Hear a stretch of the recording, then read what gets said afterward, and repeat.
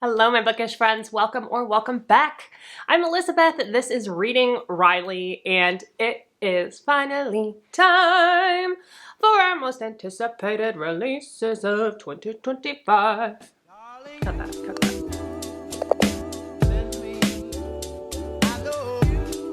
Today we're going to cover my most anticipated thriller, horror, feminist, sci-fi, fiction that's being released in 2025 in January through March. So we're going to cover January, February, and March, and I will tell them to you in that order, starting with January 1st. So every 3 months, I will come out with a new anticipated release video for you to check out. So if you are interested in seeing that in the future, hit that subscribe button, hit the little bell so that you get a notification next time I release a video. I'm also going to separate these in the chapters down below. This is going to make it a little bit easier for you to navigate this video. If you are watching on your phone, you can actually double click with 2 fingers to the right and that will skip to the next chapter. A lot of people don't know that little tip or trick. I think I have almost 30 books, so I'm going to do my best to go through them relatively quickly while still giving you enough to decide whether you're interested or not. I will also pop them up on the screen over here with the release date in case you want to take a screenshot to make it easier for you to remember, or go ahead and pull up your GOODREADS, your story graph, whatever it is you use. My first release that I'm anticipating comes out on January 7th, and that is Wake Up and Open Your Eyes by McLeod Chapman. I don't think I've actually read one of this author's stories before, but I've heard a lot about them in the horror community. This cover looks terrifying off the bat. This is 384 pages long. It's categorized under horror, fiction, and thriller apocalyptic. Interesting. This is a social horror story, which sounds great, about a family on the run from a demonic possession epidemic that spreads through media. Oh. So we're following Noah Fairchild, and he's been losing his formerly polite Southern parents to far-right cable news for years. When his mother leaves him a voicemail saying that the Great Awakening is here, he assumes that this is related to one of her many conspiracy theories. But when he calls her back and it goes unanswered, he gets nervous. So he leaves where he lives in Brooklyn and goes back to his hometown in Richmond, Virginia to check on his parents. And when he gets there, he finds them in this trance-like state. The home is in shambles. The fridge is full of spoiled food. They are just propped in front of the TV. And then his mother brutally attacks him. He comes to learn that there is an epidemic, of course, that is going around, that is being spread through the media, TV, cell phones. Noah and his young nephew, Marcus, are the only 2 in his household that are unaffected. It seems like this story is them trying to traverse the hellscape to get back to Brooklyn. This is really reminding me of a book that I just read. Actually, I think it's right back here somewhere. American Rapture by C.J. Lead. Very dystopian, although that one is about the sexual mania that is being spread. But I think this is going to have, obviously, we said social commentary that makes so much sense to me. It's going to have a lot to say about the state of politics right now in the world, and probably specifically in the US. The next book I want to talk about on January 7th as well is by Alafair Burke, and this is called The Note. This is 304 pages, categorized as mystery, thriller, thriller, fiction. A vacation in the Hamptons goes terribly wrong for 3 friends with a complicated history. All right, so we're following May Hanover, and it says growing up she was a very good girl and a rule follower, which I can relate. She was raised by a first-generation Chinese single mother with very high expectations, and she didn't have room to slip up, let alone fail. It looks like we're following her friendship with Kelsey and Lauren. They have this really strong bond that was forged when they were just 12 years old and withstood a tragic accident, individual scandals, heartbreak, and loss. Now the 3 friends have reunited for the first time in years, and they're taking a trip to the Hamptons. Nice. But a chance encounter with a pair of strangers leads to a drunken prank that goes horribly awry. And when she finds herself at the center of an urgent police investigation, May begins to wonder whether Lauren and Kelsey are keeping secrets from her, testing the limits of her loyalty to lifelong friends. Sounds similar to a lot of other thrillers, but could be very good. And again, I have not read from this author, but I've had several of his books on my TBR, so we'll see. On January 14th, the day before my birthday, we have another one of my very anticipated big heavy hitters. Grady Hendrix has a new book coming out, Witchcraft for Wayward Girls. And I am obsessed with this cover. It's beautiful. There is power in a book. Yes, there is. This is 496 pages. Grady! Calm down. What Grady? It currently has already 770 ratings, so with a 4.07, it's gotta be great, but almost 500 page Grady. Come on. This one sounds so good. This is set in Florida, so you already know it's gonna be messy as hell. In the summer of 1970, no less. And it looks like we're following a group of girls who are sent away to this women's home. And they're sent away to this place to have their baby. The baby's given up for adoption, and then they come back home like, oh, nothing ever happened. I certainly did not just have a child and give it up into the world. Our main character is 15-year-old Fern, so definitely girls in this case. She arrives at this home in the summer of 1970. She's pregnant, she's terrified, and she is alone. And under the watchful eye of Miss Wellwood, she meets a dozen other girls in the same predicament. So we have Rose, who is a hippie and wants to find a way to have her baby and escape away with her baby to a commune. We have Zinnia, who is a budding musician and knows she's gonna go back home and marry the baby's father, which, man, that can't be a good situation. Ugh. And Holly, a wisp of a girl, barely 14, who's mute and pregnant by no one knows. Everything the girls eat, every moment of their day, and everything they're even allowed to talk about is strictly controlled by the adults who claim to know what's best for them. And then Fern meets a librarian. Of course it's a librarian. Yes! Gives her an occult book about witchcraft, and then these girls potentially see what it's like to have power for the first time in their lives. It's given the craft. It says, but power can destroy as easily as it creates. This is so true. And it's never given freely. There's always a price to be paid, and it's usually in blood. This is gonna be so good. Can't wait for that. January 14th. On January 14th as well, we have The Favorites by Layne Fargo. You may remember she released a very popular book a couple of years ago called They Never Learn, which was very much like a good for her type of story. And this one sounds way different. I'm not really quite sure what to expect from this, but it's categorized as romance, fiction, contemporary, sports. So needless to say, the only thing that is piquing my interest about this is the author, but I'm still intrigued, so let's see what it's about. I mean, it's already got 591 ratings and it's got a 4.47. So it's, I mean, that's high. It's 448 pages. Oh, geez. To the world, they were a scandal. To each other, an obsession. Okay, I'm back in. An epic love story set in the sparkling, savage sphere of elite figure skating. Okay, I might be back in some more. About a woman determined to carve her own path on and off the ice. Okay. Looks like this is told in interview style, which is one of my absolute favorite ways to read a book and to listen to an audiobook. Love it so much. Okay, so we've got Katerina and Heath.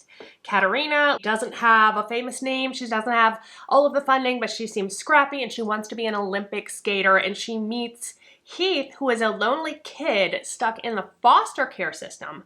And they have this instant connection that makes them this amazing figure skating team until a shocking incident at the Olympics brings their partnership to a sudden end.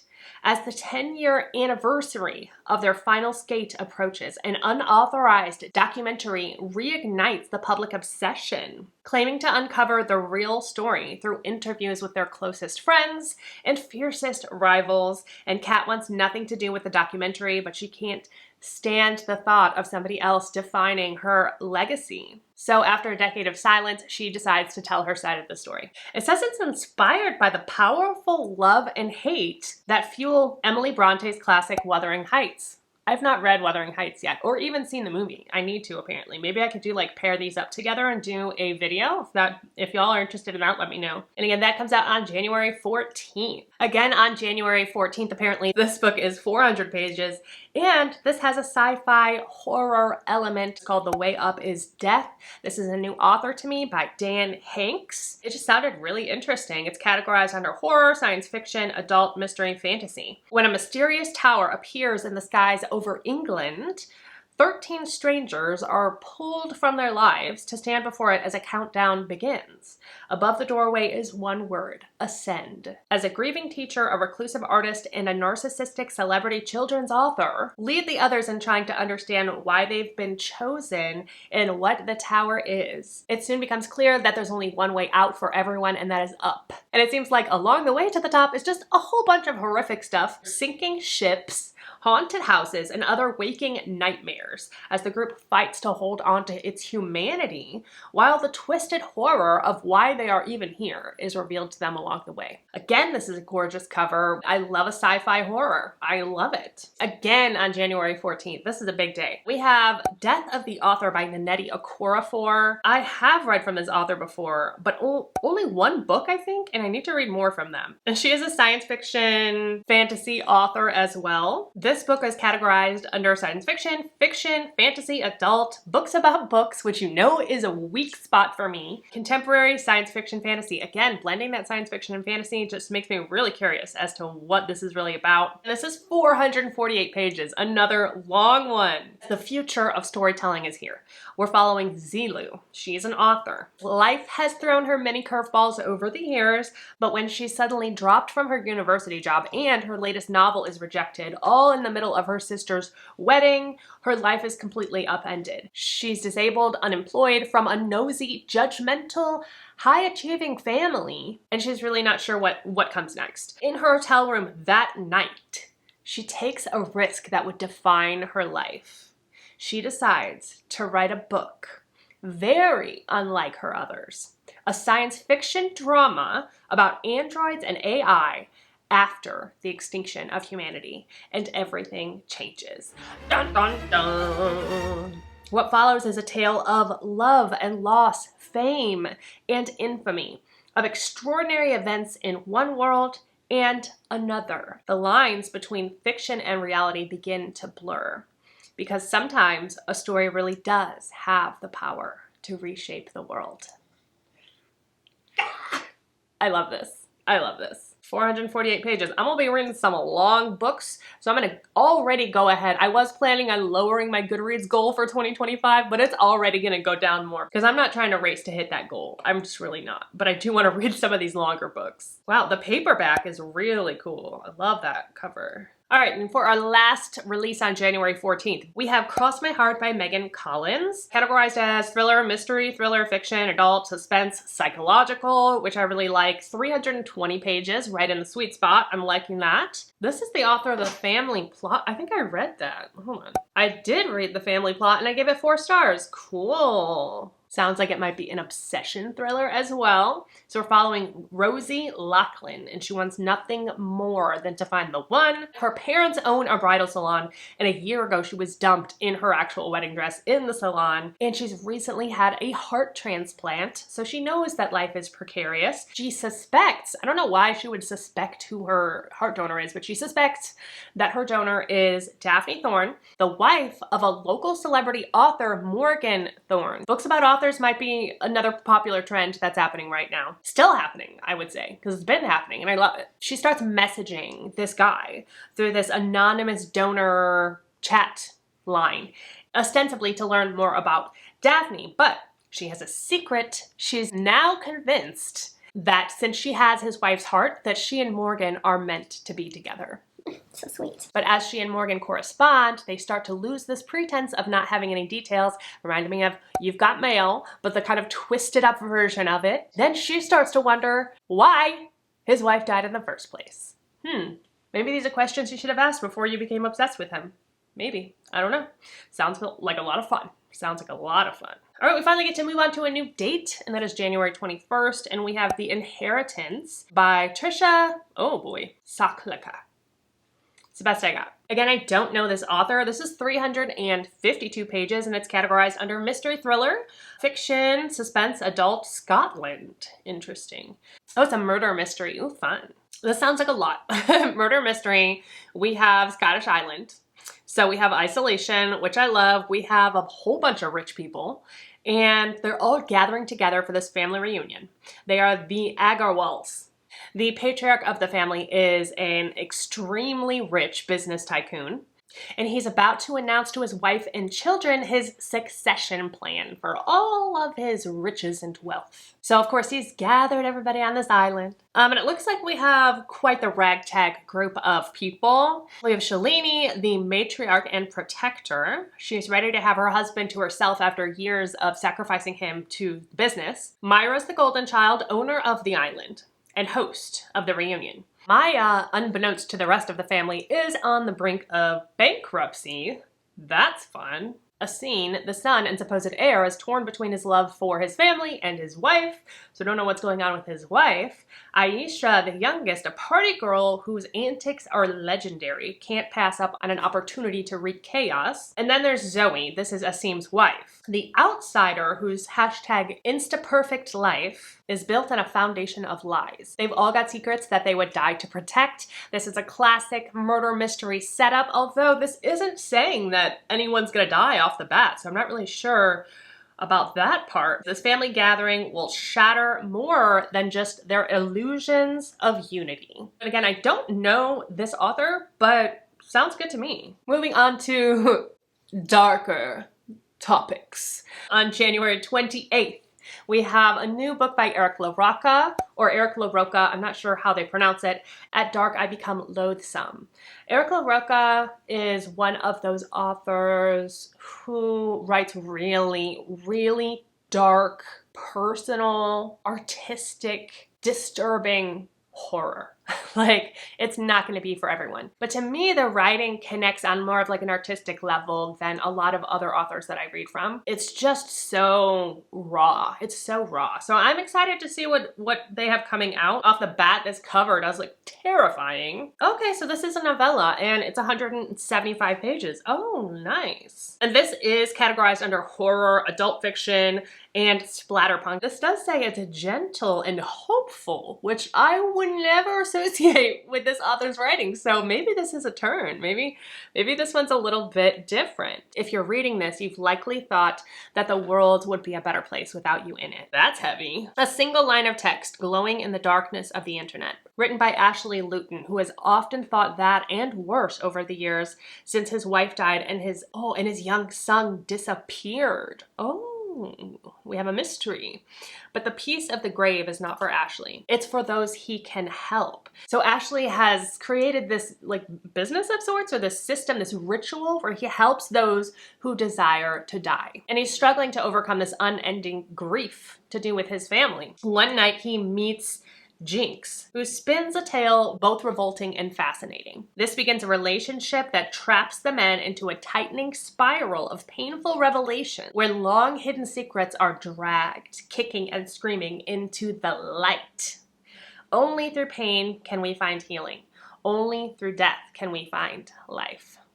This is gonna be real heavy. Real heavy, I can already tell. But I'm intrigued. For sure. And our last book in January is another mystery thriller. This is by Carter Wilson. It's called Tell Me What You Did. And again, I'm digging this cover. It's very striking. This is 448 pages. Why am I surprised? We got a true crime podcast. Okay, this one sounds really good too. Now I remember why I put this on here. Tell Me What You Did. We're following Poe Webb, and she is a true crime podcaster. But not a typical true crime podcaster. She has a show where she invites people to anonymously confess to crimes. She cannot guarantee them that she can protect them from the police. But these people who come on the show and confess their crimes also get instant fame. So it's like this perfect combination of satisfying the ego that will draw these people out. And of course, it's fascinating to listen to, I'm sure. After each episode recording, she usually erases both criminal and crime from her mind. But when a strange man, an oddly familiar man, appears on her show, Poe is forced to take a second look, not only because he claims to be her mother's murderer from years ago, okay, listen, but because Poe knows something that no one else does, that her mom's murderer is already dead, because Poe killed him. What a great pitch. Let's go into February, folks. We're moving along. First book that I want to talk to you about in February is released on February 4th, and that is called Listen to Your Sister by Neena Viel. This says it's for fans of Jordan Peele's films, also Stranger Things, and The Other Black Girl. I love all of those things. It's a laugh out loud, deeply terrifying, you don't often hear those two things right next to each other, and big-hearted speculative horror novel from an electrifying debut talent. Wow. 25-year-old Kala Williams is struggling since becoming guardian to her brother Jamie. Oh. Okay, so I don't know what happened to their parents, but it looks like we're following 3 siblings. Kala is the oldest, and then Dre, and then Jamie is the youngest. Jamie is 16. And it sounds like Dre had promised to help raise their youngest brother with Kala, but then as soon as the ink dried on the paperwork, he went off and did his own thing. So she is stressed. And through all of this, Kala is having nightmares that feel like premonitions of her brothers dying, both of them. And she feels like she cannot stop it. Then when Jamie, the youngest brother's actions at a protest spiral out of control, the siblings must go on the run. And the siblings now face a new threat to their lives and reality hanging in the balance. How? Their sister always warned them about their nightmares, and they have never listened. A brilliant fever dream of a novel that effortlessly dances between horror, literary, and family saga, sure to appeal fans of Grady, Hendrix, Tananary of Dew, Mona McLeod, and Stephen King. I love all of those authors. Wow, okay. Here for it. All right, next on February 4th, we have another mystery thriller coming out. This is by Kate Ellis Marshall called A Killing Cold. A woman invited to her wealthy fiance's family retreat realizes they are hiding a terrible secret. This is 304 pages. Kind of a classic setup. A woman does not remember her past, and she falls in love in this whirlwind romance. Her name's Theodora Scott, and she meets Connor, who is a member of the Dalton family. Very powerful family, as it seems. Fell in love with him in an instant. Oh, love at first sight, that always works out. 6 months later, he's brought her to Idlewood, his family's isolated winter retreat, to win over his skeptical relatives. Theo has tried to ignore the threatening messages she's been getting on her phone to stay away from Connor Dalton. Then, in one of the disused cabins on the property, she comes across a photo that she finds of herself as a child at Idlewood. So that's kind of terrifying. And now she's trying to figure out why. Why do they have this picture of me and she's trapped on this isolated whatever with all these rich people who get their way all the time? So yeah, I'd be scared too. Next on February 11th, we have a new novel by Margarita Montimore. Margarita Montimore wrote Una Out of Order. So this is not my typical horror thriller genre author. Una Out of Order was more of like a contemporary fiction with magical realism type of story, but very like heartfelt. This one, it looks like, is categorized under mystery thriller. Suspense. Generally, it says this is a novel about 2 best friends and aspiring actresses who joined the Dollhouse Academy, where stars are made and dangerous secrets are hidden. This is 320 pages. This sounds really good. So Ivy Gordon, she has been the Dollhouse Academy's most famous star for the past 18 years. She's now 34 and she's looking back at her life and she's like, I don't know if what I gave up was worth what I got. She is tired of pretending everything is fine. In secret diary entries, love reading diary entries as well, or anything epistolary, I guess. She begins to reveal the sordid truth of the strange medical exams, mysterious supplements, and something unspeakable that's left Ivy terrified and feeling like a prisoner. As she forces herself to confront the most painful parts of her past, she begins to realize that something truly sinister might be powering the Dollhouse's success. Then we're also following 2 best friends who are 22 and trying to break into the scene. So we have Ramona and Grace, and they both grew up idolizing Ivy. Neither one of them has made much headway in showbiz until a lucky break grants them access to the Dollhouse. And of course, when they show up, they're gagging because this is like everything they've ever wanted. And then Ramona starts to get messages. Again, I feel like I could tie a string between each one of these books. Threatening anonymous messages, I think, that are probably telling her to leave, to get out. And she dismisses them as a prank from her rival. But the messages become more unsettling, and Ramona is harboring this jealousy and resentment towards her best friend. With dark academia twists and enormous heart, The Dollhouse Academy is a novel about the complexities of friendship, our desire to be seen and understood, and the true cost of making our dreams a reality. This is kind of reminding me of Rouge by Mona Awad, based on the level of character complexity and the level of heart from Una Out of Order. I really do think this is going to be an outstanding thriller. On February 11th, we have another thriller. Nothing Ever Happens Here. This is by Seraphina Nova Glass. I read The Vanishing Hour and really liked that one. I was pleasantly surprised by just how well put together it was and how good her writing was. But that is the only one of hers that I have read, I believe. Nothing Ever Happens in Small Towns. We're following Shelby Dawson, and she lives in this snowy small town in Minnesota, and it looks like about a year ago, she survived a really terrible attack that should have left her dead. She's trying to move past it for herself and for her family, but she's terrified. Obviously, they didn't catch the guy. And now she's getting, again, anonymous notes left on her windshield that are making the same threats that her attacker had made her, seemingly coming from the same guy that attacked her.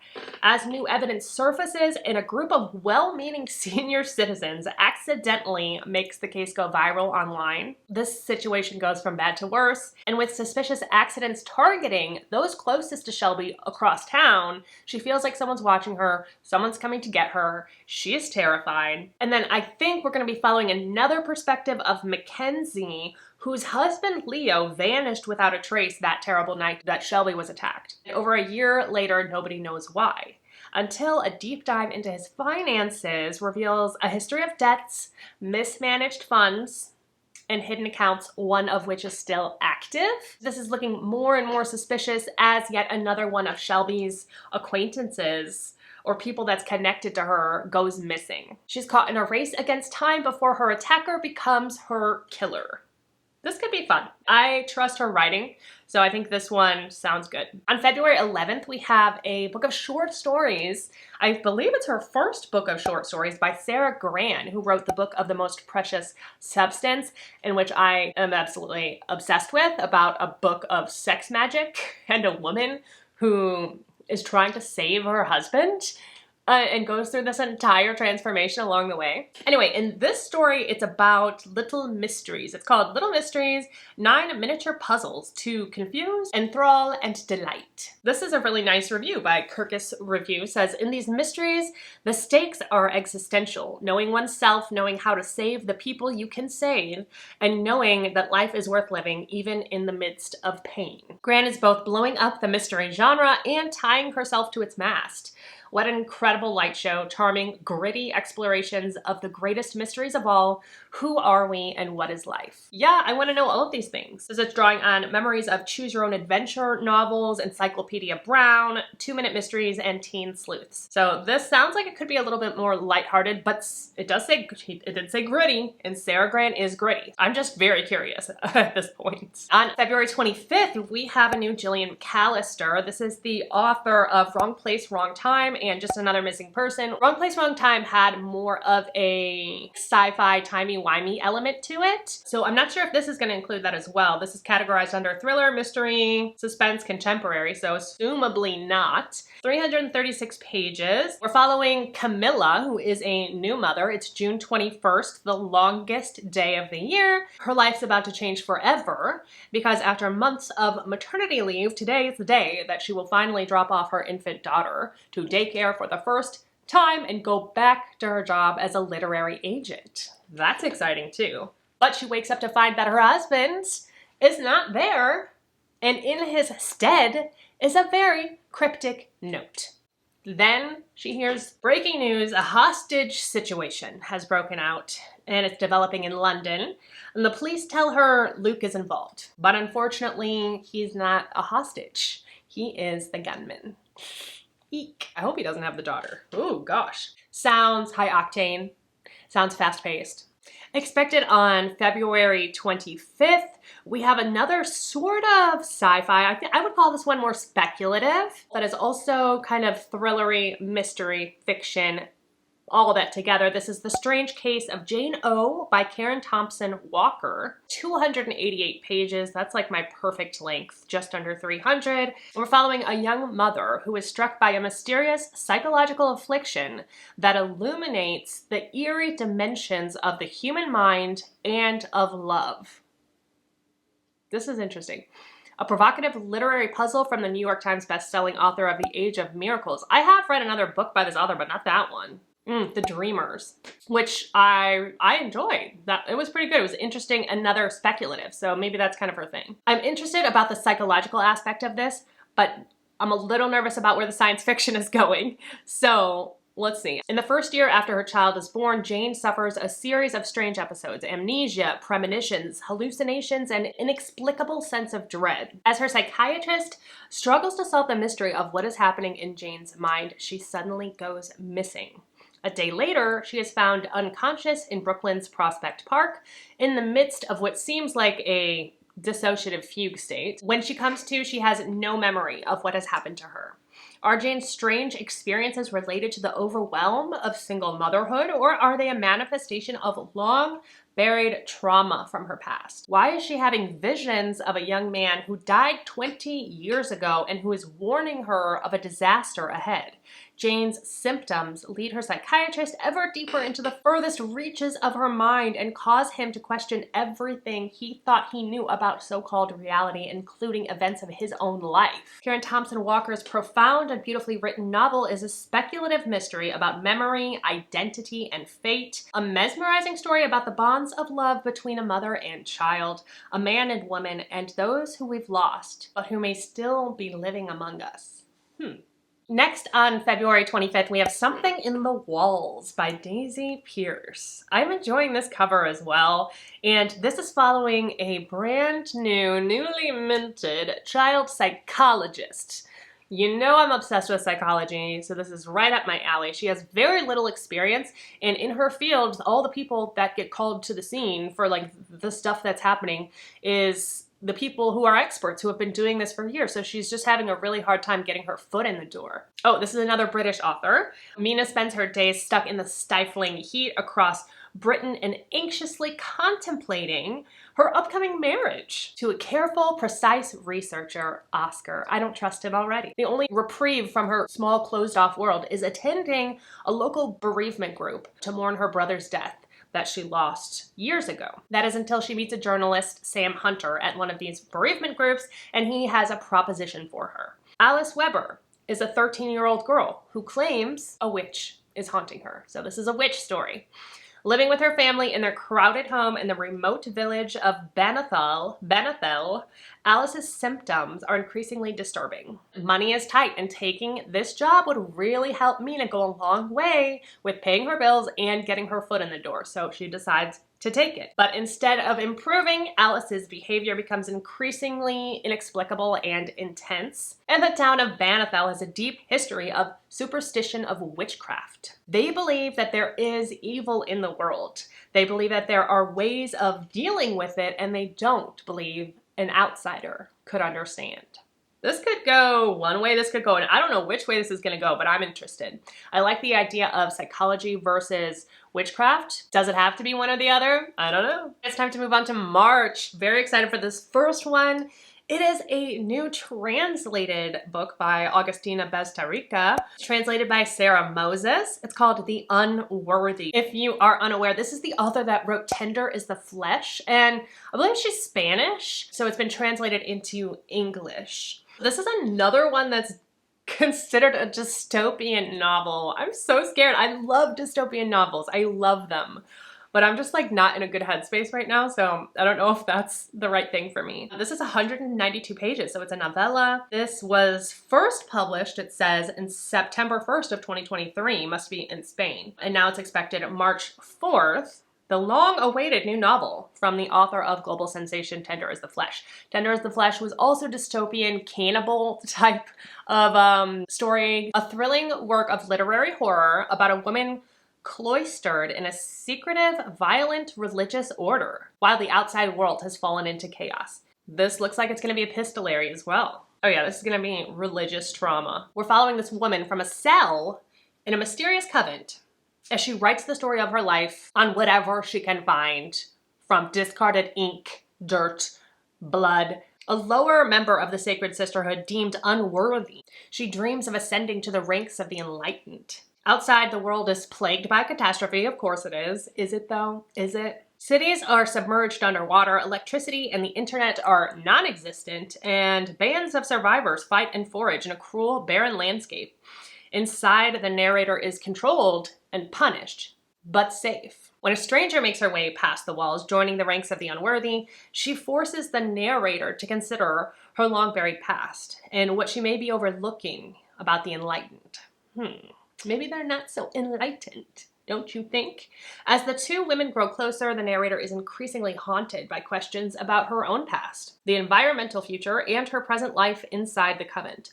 How did she get to the Sacred Sisterhood? Why can't she remember anything before?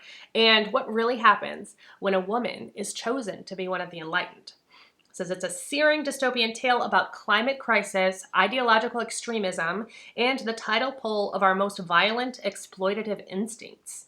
This is another unforgettable novel from the master of feminist horror. Woo! It says it's queer as well. Science fiction, dystopia, 192 pages. Can't wait. Sounds awesome.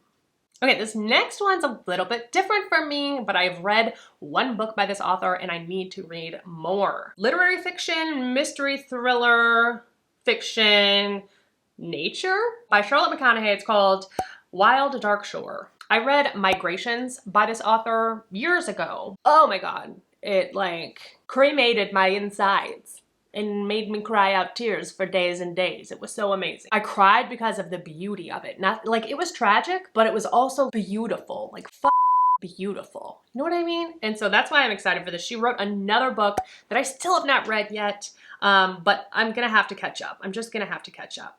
I think all of her books are written like 5 minutes into the future, very climate focused.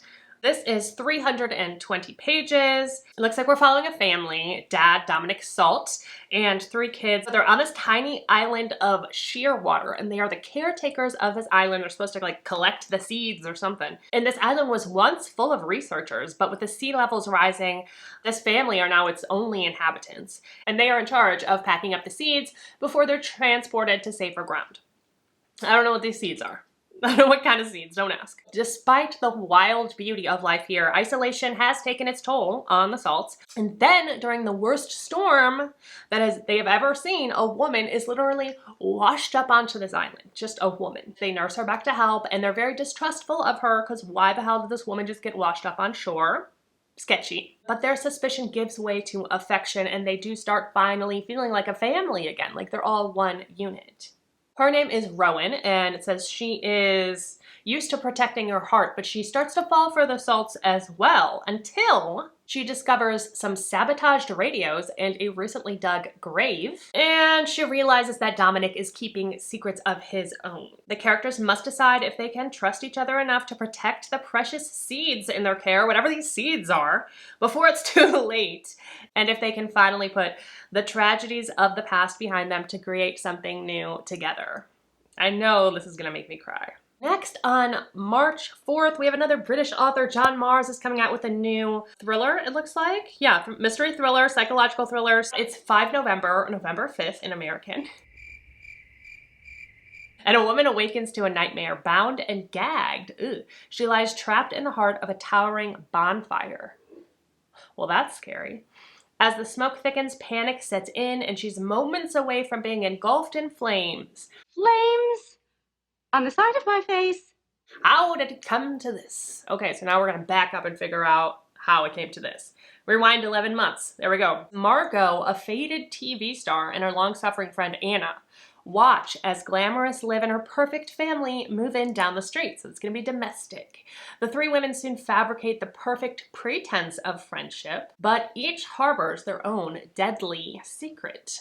And newcomer Liv senses something is terribly wrong beneath the polished exteriors. Bonfire night is approaching, and someone is set to burn, but who will it be? This is giving Lucy Folly, The Wedding Guest. Is that what it's called? Next, on March 11th, we have a new horror adult fiction novel by Cynthia Pelayo. This is called Vanishing Daughters, and it's set in Chicago, which I love Chicago in general. This is 336 pages. It looks like it's going to be a haunted house situation, but also a serial killer situation. So I'm very interested in how we blend those two. It started the night journalist Briar Thorne's mother died in their rambling old mansion in Chicago's South Side. The nightmares of a woman in white pleading to come home, music switched on in locked rooms, and the panicked fear of being swallowed by the dark. Bree has almost convinced herself that these stirrings of dread are simply manifestations of grief. Oh, and not the beyond this world ghostly impossibilities that her mother believed in. And more tangible terrors still lurk outside of the decaying Victorian Greystone. A serial killer has claimed the lives of 51 women in the Chicago area. And when Bree starts researching the murders, she meets a stranger that tells her there's more to her sleepless nights than bad dreams. They hold the key to putting ghosts to rest and stopping a killer. But the killer has caught on and is closing in, and if Bree doesn't answer the call of the dead, soon she will be walking among them. On March 18th, we have a new Stephen Graham Jones novel. This is a vampire book, though. This is categorized under horror, historical fiction, vampires, fiction, indigenous. It's 448 pages, so it's going to be another long one. But man, this sounds so good. A chilling historical novel set in the American West 1912, following a Lutheran priest who transcribes the life of a vampire who haunts the fields of the Blackfeet Reservation looking for justice. I mean, that's pretty good. But I do love that this is going to, again, be epistolary. It's written in diary format. The diary is discovered within a wall. What it unveils is a slow massacre of a chain of events that go back to 217 Blackfeet dead in the snow. Told in transcribed interviews by a Blackfeet named Good Stab, who shares the narrative of his peculiar life over a series of confessional visits. This is an American Indian revenge story written by one of the new masters of horror, Stephen Graham Jones. Yeah, it's going to be good, and there's no doubt. He's one of a kind. He's honestly one of a kind. The Only Good Indians, another revenge story, just rocked me. That ending, it made me feel like not even in this world. It was so incredibly written and so... I don't even have the words for it. I don't. He's just such a good writer. So this, I'm sure, is going to be great, though long. On March 18th, again, we have The Haunting of Room 904 by Erica T. Worth. This was the author of White Horse last year or the year before that I read and really enjoyed. This is another Indigenous author as well. This one is 320 pages. It's a horror, mystery, fiction, Indigenous, adult mystery thriller. So let's see what it's about. Not particularly loving this cover. By the way, this looks super generic. I hate this font for this, but that said, this story sounds really, really good. So we're following Olivia Becenti. She was never supposed to have the gift. Her sister could see and talk to spirits, but then she died under mysterious circumstances, and suddenly Olivia now can see and talk to ghosts. Then a few years later, we're skipping ahead, and she's the most in-demand paranormal investigator in Denver.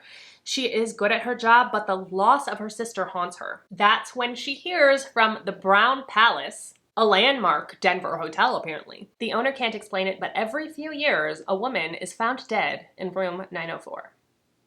It's giving The Shining. Oh, no matter what room she checked into the night before, she ends up in 904. Interesting.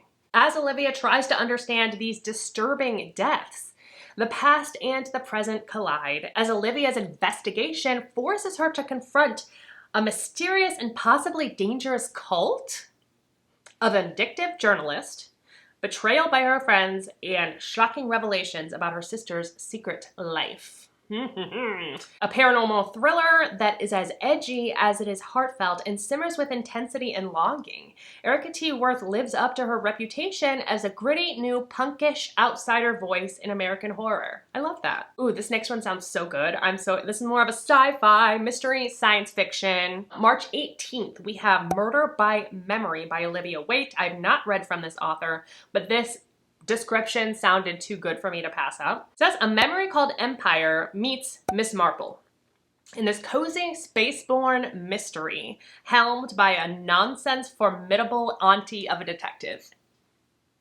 Come on. This is 112 pages. Oh my gosh, it's so short. Okay, so this is a novella. Science fiction, LGBT, mystery. Okay, so we're on the spacecraft. It's called the HMS Fairweather. It's Her Majesty's most luxurious interstellar passenger liner. Room and board are included.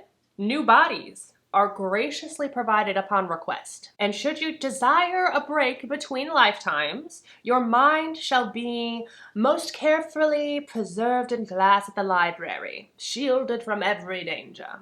So I guess it's like a business of taking your soul and putting it into other bodies, like kind of like Upload, like the TV show, if you've seen that. That's what I'm getting from this, which I love that TV show, by the way. We're following Dorothy Gentleman is her name. She wakes up in a body that isn't hers, and I think she is the sleuth as well. As one of the ship's detectives, Dorothy usually delights in unraveling the schemes on board the Fairweather, but when she finds that someone is not only killing bodies, but purposefully deleting minds, from the library, she realizes something even more sinister is afoot, and she suspects her misfortune is partly the fault of her feckless nephew, Ruthie, who despite his brilliance as a programmer, leaves chaos in his cheerful wake. I wonder if Ruthie is a trans person, and that is where the LGBT comes from, potentially. Or perhaps the sultry yarn store proprietor and ex-girlfriend of the body Dorothy is currently inhabiting knows more than she's letting on. Okay, well, there's so much happening right now. Whoever it is, Dorothy intends to solve the case. Of course she does. Because someone has done the impossible and found a way to make murder on the Fairweather a very permanent state indeed. A mastermind may be at work, and if so, they've had 300 years to perfect their schemes. Told through Dorothy's delightfully shrewd point of view, Murder by Memory is an ode to the cozy mystery, taken to the stars with a freshly new sci-fi take, perfect for fans of the plot-twisty narratives of Dorothy Sayers and Anne Leckie. This well-placed story will leave readers captivated and hungry for the series' next installment. Thank you for warning me of that ahead of time, because I would have been really mad if I didn't realize that it was a series. And it does say Dorothy Gentleman #1, so now you know too. That sounds so good though. Very curious how we're gonna get all of that into 100 and some pages. That sounds like a lot, but I'm intrigued, definitely intrigued. On March 18th, we have another sci-fi novel, horror sci-fi though, horror science fiction, time travel, written by Philip Fracassi, who I believe is just typically a horror writer. So this should be interesting, and it's actually reminding me of When the Coffee Gets Cold, which I have not read, but I own and need to read. We're following scientist Beth Darlow, and she discovered time travel, essentially. She built a machine that allows human consciousness to travel across time to any point within that traveler's lifetime and relive the moments of their life, but there are rules. Rule number 1, time travel can only occur to a point within your lifetime. Rule number 2, you can only travel for 90 seconds. Interesting. Rule number 3 is that you can only observe. So that is what the title of this book is about. And then rule number 4 is that the rules cannot be broken. But I think we're going to find that they can be broken after Beth's husband, Coulson, the co-creator of this machine, dies in a tragic car accident and leaves Beth to raise their daughter by herself and continue the work that they started. She pushes herself to the limit to prove the value of her creation. And then the impossible happens. Here it is. Simply viewing personal history should not alter the present, but with each new observation Beth makes, her own timeline begins to warp. As her reality constantly shifts, Beth must solve the puzzle of her past, even if it means forsaking her future. This sounds really good. Yeah, like I said, this is reminding me of that Before the Coffee Gets Cool, or whatever that one's called, with a little bit of Blake Crouch kind of mixed in there as well with the time travel. I'm very interested in time travel, by the way. I think it's, especially the consciousness and changing it, I definitely subscribe to the multiverse theory of thought. So this is all very interesting to me. Ooh, this next one I'm so excited for too. We have a new Ashley Winstead coming out, and that is going to be released on March 25th. This is called This Book Will Bury Me. And it is 480 pages long. What is this, the year of the longest novels ever? What is happening right now? Oh my goodness. I'm sure it's going to be amazing though, and I'm going to read it, of course. It's the most famous crime in modern history, but only she knows the true story. After the unexpected death of her father, college student Jane Sharp longs for a distraction from her grief. And so what does she do? She becomes obsessed with true crime, as we all do, right? She starts befriending this group of armchair detectives who teach her how to hunt killers from afar. And in this morbid internet underground, Jane finds friendship, purpose, and perhaps even glory. When news of the shocking deaths of 3 college girls in Delphine, Idaho takes the world by storm and sleuths everywhere race to solve the crime, Jane and her friends are determined to beat them. But the case turns out to be stranger than anyone expected, and details don't add up, the police are acting cagey, and there seems to be more media hype and internet theorizing than actual evidence. When Jane and her sleuths take a step closer, they find that every answer only leads to more questions. Something's not adding up, and they begin to suspect that their killer might be smarter and more prolific than anyone they've ever faced before. Placing themselves in the center of the story starts to feel more like a trap. The story is being told 1 year after the astounding events that concluded the case and left the world reeling, when Jane has finally decided to break her silence and talk about what actually happened in the true story of the Delphine massacres. And what she has to confess will shock even the most seasoned true crime fans. I don't know where this is going. Is she supposed to be the killer? I don't know. Interesting. Okay, well, I guess, you know, I'm here for it. I'm excited for it. This is the author of In My Dreams I Hold a Knife, and I will definitely be reading this. And that's it. Those are all of the books that I am most looking forward to that are coming out in January, February, and March of 2025. It's so exciting. A new year, a new start, new books. Everything is possibilities. Do you know what I'm saying? It's all hope. It's all hope for a wonderful 2025 reading year and just year in general. And thank you all for sharing this with me. Thanks for watching to the end. Don't forget that life is short, so read Riley. Cheers and goodbye!